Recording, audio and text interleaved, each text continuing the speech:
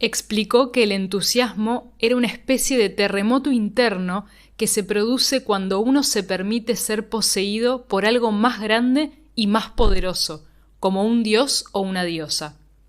Desierto sonoro, Valeria Luiselli.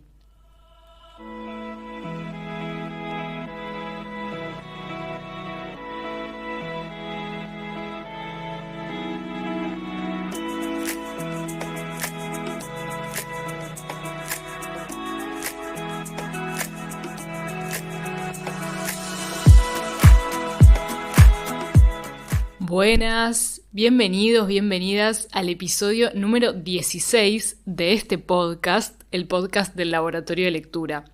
Como digo siempre, si por casualidad es la primera vez que caes acá, te cuento que mi nombre es Soledad Arienza, yo soy de Buenos Aires, egresé de la carrera de Letras de la UBA y me dedico a leer, a escribir, a enseñar y a investigar sobre literatura. Y actualmente estoy viviendo en la ciudad de Sevilla, en España. Si todavía no lo hiciste, podés darle al botón seguir en Spotify y también seguirme en el Instagram del proyecto, que es @labdelectura. Y también te recuerdo que en Spotify podés valorar positivamente lo que escuchás mediante unas estrellitas. Si estás escuchando desde el celu, tenés que ir a unos 3 puntitos y de ahí sale la opción calificar. Si te gusta lo que hago, te agradezco muchísimo si podés poner una buena cantidad de estrellas a este podcast, así el proyecto sigue creciendo. La idea del episodio de hoy surgió a partir, como siempre, de cuestiones personales que estoy atravesando, y en este caso lo que sucede es que estoy a punto de defender mi tesis de maestría, una maestría que hice en la Facultad de Filosofía y Letras de la Universidad de Buenos Aires, donde también hice la carrera de grado, una maestría que comencé en el año 2020, un largo ciclo que ahora finalmente va a llegar a su fin. Enfrentarme con este final tan ansiado, después de tantos seminarios cursados, me hizo detenerme en todo lo que pasó en estos 4 años hasta llegar hasta acá, tanto a nivel personal como más macro.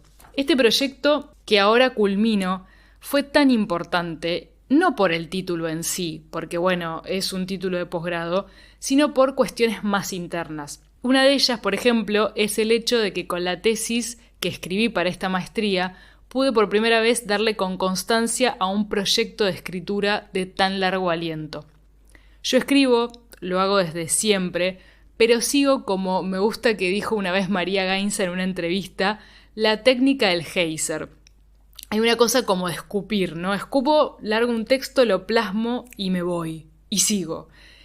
Esta tesis, en cambio, fue la primera vez que pude y que tuve, porque si no la tesis no salía, sostener, ¿no? Sostener la escritura de un texto tan largo. Porque ante todo, y acá me detengo porque si bien esto era una tesis académica, con todo lo que eso implica en cuanto al género, que a veces es un género de escritura que puede parecer muy distanciado, a mí me gusta pensar y reivindicar la escritura académica en su componente justamente de escritura. Algo que muchas veces, lo que decía, en la vorágine de la producción de papers y de artículos, es una dimensión que se pierde, la dimensión artesanal, la del oficio de la escritura, pero que a mí me gusta reivindicar y que tuve muy presente en todo este proceso de escritura. En fin, todo esto me hizo pensar en qué fue lo que me sostuvo en este camino, qué fue lo que me permitió atravesar estos 4 años llenos de vicisitudes, de crisis, de una pandemia, de amor, de amistad, de separaciones, de distancias, de duelos, de incertidumbres y aún así seguir escribiendo la tesis que ahora en algunas semanas voy a defender. Por supuesto que lo fundamental y lo más importante fue mi red afectiva que me sostuvo, mis amigas, mis amigos, mi familia, todos mis amores de todo tipo, pero para pensarlo más en relación con mi práctica, me pregunté qué es lo que me pasa en relación con la literatura que hizo que pudiera hacer eso, darle con constancia a la escritura de este proyecto, a pesar de todos los vaivenes personales, laborales, sociales de la Argentina a lo largo de estos años. Y creo que todo puede resumirse en una palabra: entusiasmo. Es por eso que en este episodio voy a hablar de la literatura y del entusiasmo, porque creo que es eso lo que me pasa a mí con esta disciplina, lo que me convoca y a la vez me sostiene, lo que hace que la haya elegido como camino para mi vida. Voy a hablar de esto, por supuesto, de la mano de distintos textos, varios de los cuales no sé si hablan directamente del entusiasmo, pero ciertamente lo rodean, o al menos así lo interpreto yo. La cita que elegí para abrir el episodio es una que ya había usado en uno anterior, me parece que en el 12, que es el del encuentro, o tal vez en el de enseñar literatura, que es el 13, bueno, no sé que ya lo usé, así que si me vienen escuchando les va a sonar esa cita, pero la volví a traer porque es muy clara en relación al entusiasmo, al meterse directamente con la etimología de la palabra. Les decía de la novela Desierto Sonoro, de Valeria Luiselli, y en esa instancia del texto la narradora recuerda un viaje con su madre y con su hermana a Grecia. Y dice: mientras tanto, por el camino, mi mamá nos iba contando de la fuerza y el poder de las pitonisas, las sacerdotisas del templo que en la antigüedad actuaban como vehículos del oráculo al permitir que las embargara el entusiasmo. Recuerdo la definición que mi madre dio del término, dividiéndolo en dos partes, en teos seismos. Luego explicó, y ahí viene lo que leí al comienzo, ¿no? Que el entusiasmo es este terremoto interno que se produce cuando justamente una habilita que la posea algo más grande y más poderoso, y acá la comparación es como un dios o una diosa. Bueno, algo así me pasa ciertamente con la literatura. Diría, de hecho, que en la vida es lo que más me genera esa sensación. Ya de adolescente me pasaba esto. Claramente en ese momento no podía ponerlo con estas palabras, pero recuerdo que allá por quinto año, que es el último año del secundario en la ciudad de Buenos Aires, yo empecé a dudar entre otras carreras. Desde los 15, 2 años antes, ya sabía que quería estudiar letras, pero ese último año tuve unos meses de zozobra con historia y con antropología, porque también me parecían muy interesantes. Pero me acuerdo que para fin de ese año, del último, volví a inclinarme por letras, y me anoté, de hecho, en letras, porque mi justificación era que antropología o historia me despertaban sí un interés y una gratificación intelectuales muy altas, pero que lo que me pasaba con la literatura era otra cosa. Se abría otra capa más, como un ardor en el pecho, algo que me enriquecía en otro nivel que no era solamente intelectual. En ese momento no pude decirlo, pero hoy miro para atrás y veo que era justamente el entusiasmo, esa sensación de desborde, de que cuando estoy con la literatura siento que habita en mí algo que me expande. Mientras escribía este guión, cuando llegué a este punto y terminé de escribir esta idea, me di cuenta de que los textos que traigo a colación hoy proponen imágenes que son las que resonaron en mí para conceptualizar esto del entusiasmo. Como si pudiésemos pensar este episodio como una especie de colección de imágenes del entusiasmo, una cosa así. Imágenes sensoriales que fui encontrando por ahí en distintos textos y que acompañan muy bien ese sentimiento que me pasa, como les decía, cada vez que leo, cada vez que escribo, y ciertamente cada día de los últimos años en los que me senté a escribir los trabajos de los seminarios, de la maestría y posteriormente la tesis. Y también la invitación de este episodio es pensar estas imágenes que en mi caso de alguna manera permiten conceptualizar lo que a mí me pasa con la literatura, pero invitarles a, bueno, quizás que les resuenen de otras maneras o que los conecten con cualquier otra cosa que a ustedes les genere entusiasmo. Otra autora que de hecho estoy leyendo actualmente, o sea, debo confesar que es un libro que todavía no terminé de leer, estoy leyéndolo, y que hace uso de la etimología, volviendo al tema de las etimologías, como decía Luiselli, para precisar lo que quiere expresar, es Jasmina Barrera. Jasmina Barrera es mexicana, es una autora contemporánea, ella nació en 1988 y a ella la conocí con su texto Línea Negra, que leí en el 2023 primero y que este año volví a releer para dar un taller en la librería Suerte Maldita en Buenos Aires. Jasmina Barrera tiene otro texto, que es este que estoy leyendo ahora, que se llama Punto de Cruz, que se editó en 2021 por primera vez. Es una novela que se centra en la amistad de 3 mujeres y que se construye mediante el hilo conductor, y valga más que nunca esa imagen, del bordado. El bordado funciona como constante en el texto y punto de unión. Y ustedes van a decir, ¿qué tiene que ver el bordado con Soledad o con el entusiasmo? Y a primera vista, nada. Pero resulta que en las primeras páginas de Punto de Cruz, la narradora de la novela hace referencia a la etimología del verbo bordar y al final cierra con una imagen que creo que me permite también graficar de otra manera lo que me pasa con la literatura. Dice esta narradora: la etimología del verbo bordar tiene una raíz indoeuropea, bar, que significa punta aguja, que la emparenta con la palabra fastus del latín, que dio fastuoso y fastidio. Bordado y bordar vendrían después del francés antiguo bord, que significa lado de la nave.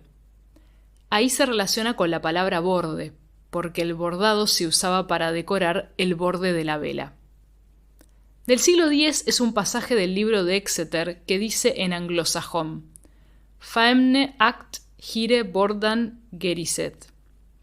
La traducción de esta frase es ambigua, porque la palabra bordan significa bordado y también borde. Hay quien la traduce: el lugar de una mujer está junto a su bordado. Una traducción más libre podría ser: el lugar de una mujer está junto al abismo. Abismo. Con esa idea me quiero quedar. Algo me pasa cuando escribo, porque esto sí se da principalmente cuando escribo, a diferencia de la expansión, de esa cosa del entusiasmo de sentir el Dios adentro, que me sucede sí cuando leo y cuando escribo, pero esto del abismo me pasa cuando escribo. La sensación de estar todo el tiempo al borde de una cornisa. Un abismo que implica un riesgo, por supuesto, pero que no llega a ser amenazante. Es decir, la escritura como un riesgo, como una apuesta, como un ejercicio de mantenerse ahí al borde del texto, de la lengua, como si hubiera que asomarse en el filo del lenguaje para escribir y también bancarse el vértigo, la incertidumbre, confiar en que es hacer ese equilibrio y después una se aleja del abismo y lo que apareció es un texto.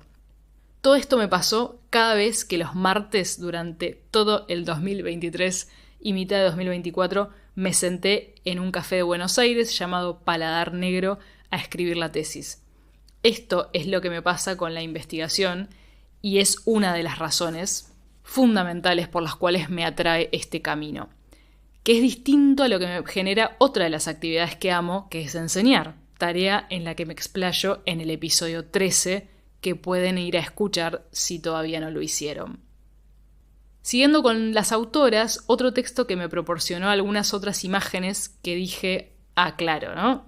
Esto también se acerca a lo que me pasa cuando trabajo con la literatura, es El nervio óptico, de la escritora argentina que mencioné antes, María Gainza.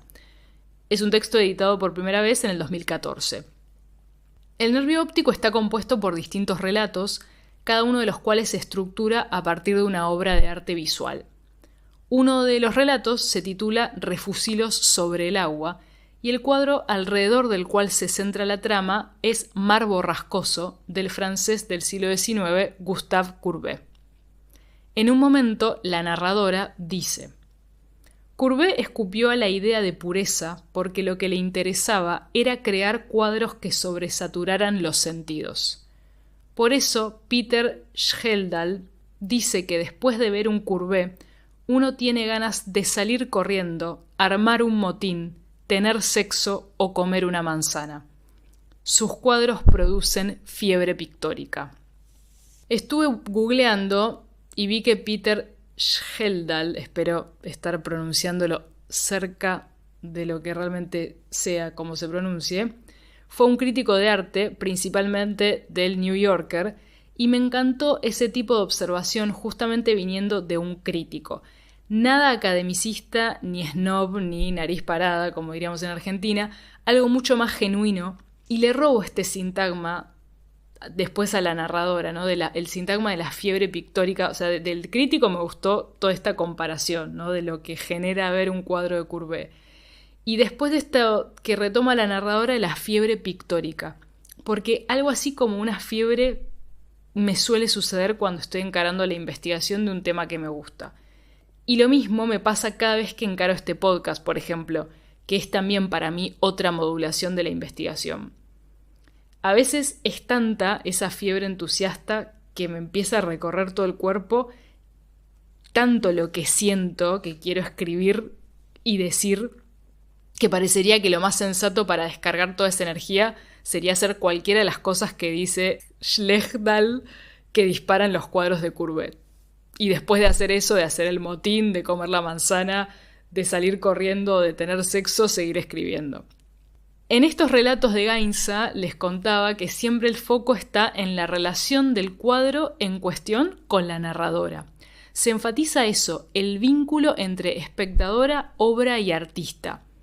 Gainza viene de la historia del arte y del periodismo, esa es su formación académica y su oficio, y eso se nota en la solidez con la que en su texto se encuentra todo lo referido a la vida de los artistas, todos los aspectos técnicos de las obras, porque después se aleja de eso y va a la respuesta más personal de la narradora, a cómo su vida se entrelaza con las obras. Y creo justamente que esa libertad en el trabajo con lo visual es posible por la sólida formación que ella tiene, que le permite tener un manejo mucho más heterodoxo y descontracturado. De hecho, hacia el final del volumen, El nervio óptico, hay un relato que se titula Ser rapper, y ahí hay una observación que me parece que sintetiza el espíritu de todo el volumen, que podría ser una especie de hipótesis de lectura que subyace a todo el texto, y asimismo la tomo como una premisa de lo que me mueve a mí en la investigación, de dónde es que sale ese entusiasmo. Dice: ¿no son todas las buenas obras pequeños espejos? ¿Acaso una buena obra no transforma la pregunta ¿qué está pasando? ¿En qué me está pasando? ¿No es toda teoría también autobiografía? Destaco esto último. ¿No es toda teoría también autobiografía? Siento que acá finalmente alguien logró poner en palabras, de modo preciso y sintético, algo a lo que le vengo dando vueltas hace rato, que hablo mucho en especial con una de mis amigas, Nuria, y es que a mí los temas de investigación me atraviesan mi biografía, mi cuerpo, muchas dimensiones de mi ser. Jamás investigué algo, y cuando hablo de investigar digo leer mucho, pensar un tema, después escribir al respecto, ya sea en un marco institucional, como puede ser la facultad, como de manera independiente, como lo hago en este podcast. Jamás, les decía, investigué algo sin que ese tema tuviera algo que ver conmigo. De hecho, ahora en unas pocas semanas voy a defender mi tesis y creo que ese tema de la tesis ya llega a su fin, porque es un tema que me acompañó muchísimos años y no solo estos 4 de maestría, es algo que vengo trabajando en realidad desde el 2014, cuando todavía estaba en la carrera, pero creo que ese tema ya se está cerrando. ¿Por qué? Porque me acompañó todos estos 10 años, en ese momento resonaban muchos aspectos de mi propia biografía ahí, pero ahora se abren otros temas que tienen mucho más que ver con lo que yo soy ahora. Esta flexibilidad, la posibilidad de ir cambiando de temas de interés, de autoras, de textos en mi investigación, creo que también resuena con un fragmento de un texto que descubrí estando acá en España y que me fascinó, que se llama Memoria de la melancolía y es de María Teresa León, una escritora española que perteneció a la generación de las llamadas sin sombrero.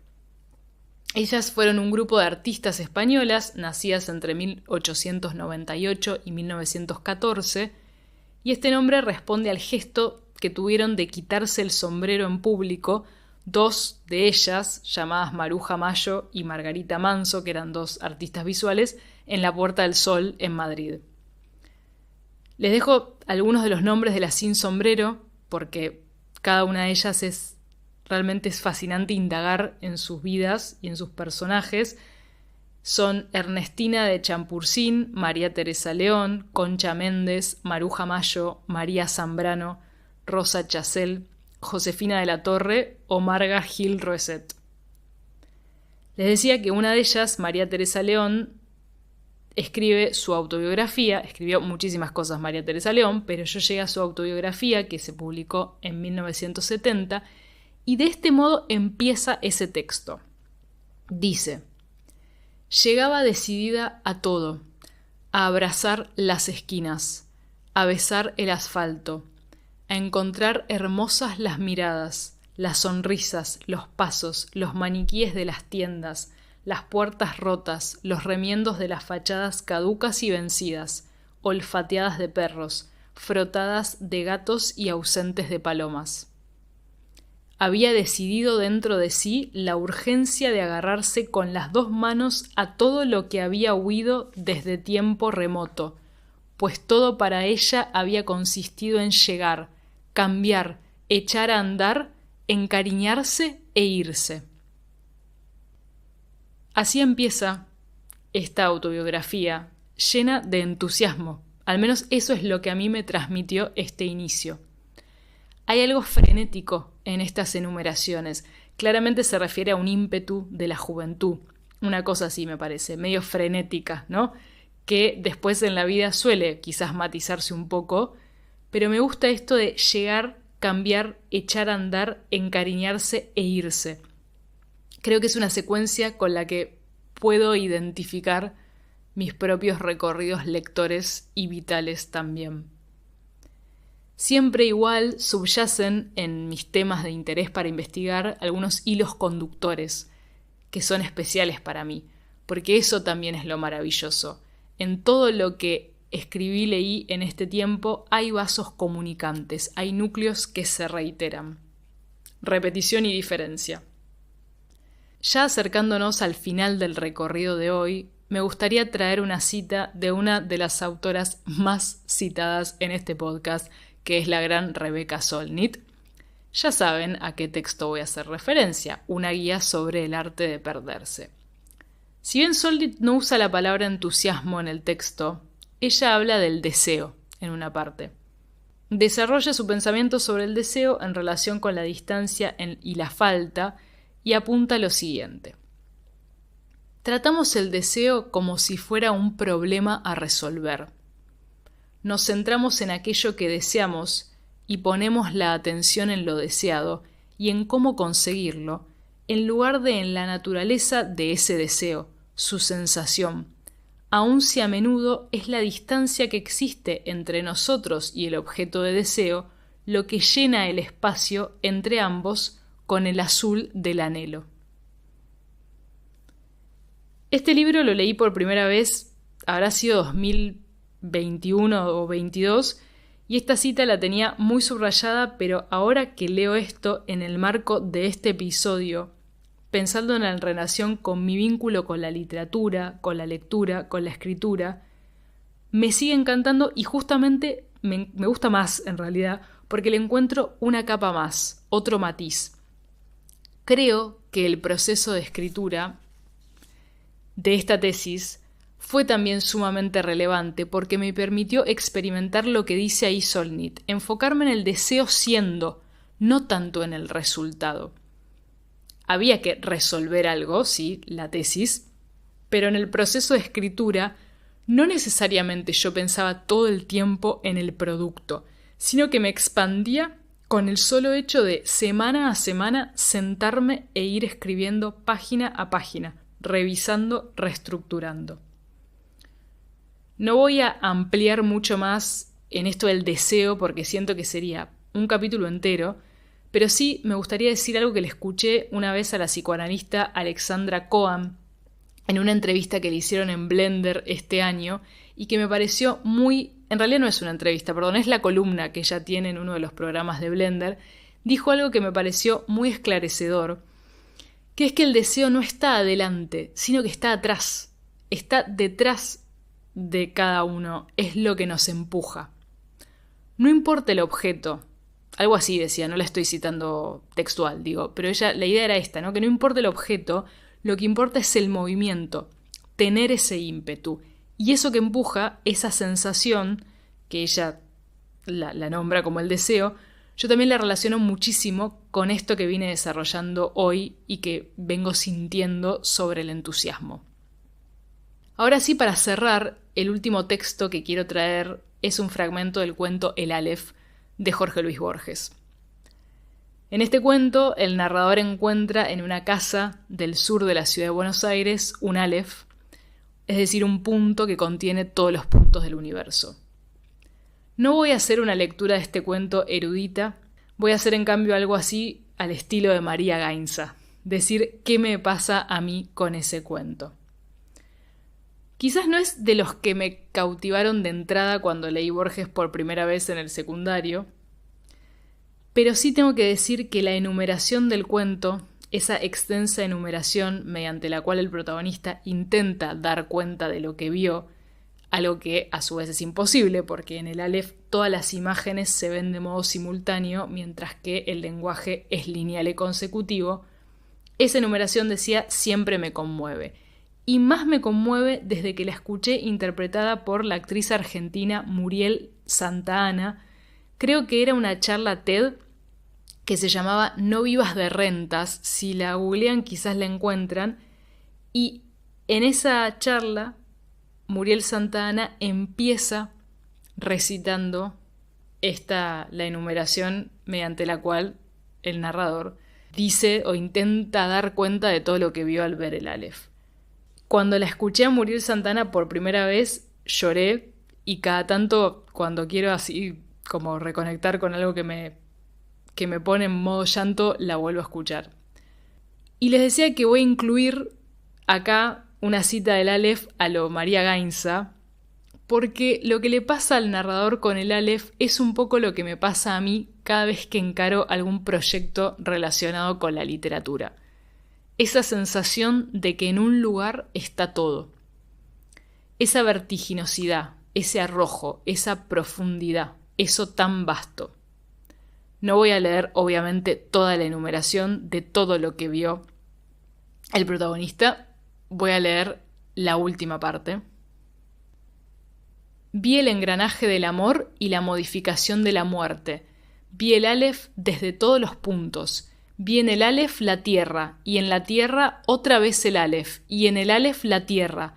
Vi mi cara y mis vísceras. Vi tu cara y sentí vértigo y lloré, porque mis ojos habían visto ese objeto secreto y conjetural, cuyo nombre usurpan los hombres, pero que ningún hombre ha mirado, el inconcebible universo.